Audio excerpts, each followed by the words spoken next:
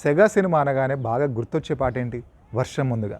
కానీ అందులో అంతకన్నా గొప్ప పాట ఉంది. అదేంటంటే ఒక దేవత దోసెడు వరములతో. ఈ పాట రాసింది శ్రీమణి. ఈ పాట మొత్తం అద్భుతమైన సాహిత్యం ఉంటుంది. కానీ ఒక 2 లైన్స్ మాత్రం చాలా హార్డ్ హిట్టింగ్‌గా ఉంటాయి. అవేంటంటే ఒక ప్రాస్టిట్యూట్‌కి, ఓ వ్యక్తికి మధ్యలో ఉన్న ప్రేమ అనమాట. సో, తను ఆ అమ్మాయికి ప్రపోజ్ చేస్తూ పాడే పాట ఇది.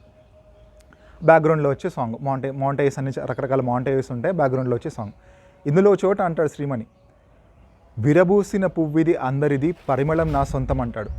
అంటే ఈ అమ్మాయి దగ్గరికి చాలామంది వస్తుండొచ్చు, వెళ్ళిపోతుండొచ్చు. బట్ పరిమళం అంటే నిజమైన పరిమళం మాత్రం నాకు మాత్రమే సొంతం అంటాడు. ఆ తర్వాత లైన్ ఏంటంటే, గుడిలో నది స్నానము అందరికీ పరవశం నా సొంతం అంటాడు. యాక్చువల్గా ఆ ప్రాస్టిట్యూట్ హౌస్ని తను ఒక గుడిలాగా పవిత్రంగా, అంటే అమ్మాయిని ఒక దేవతలాగా చూస్తాడనమాట. అంత ప్రేమ ఉంది కాబట్టే గుడిలో నది స్నానం అందరికీ, అంటే ఇది ఒక గుడి, చాలామంది వస్తుంటారు, వెళ్ళిపోతుంటారు. బట్ పరవశం మాత్రం నాకు మాత్రమే సొంతం అంటాడు. తనని కేవలం ఒకే కోణంలో కాకుండా ప్రేమతో చూసిన వ్యక్తి నేనే అని చెప్తున్నాను అనమాట.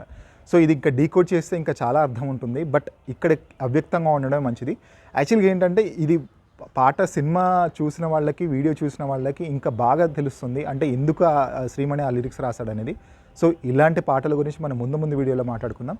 Subscribe to random thoughts channel. Thank you.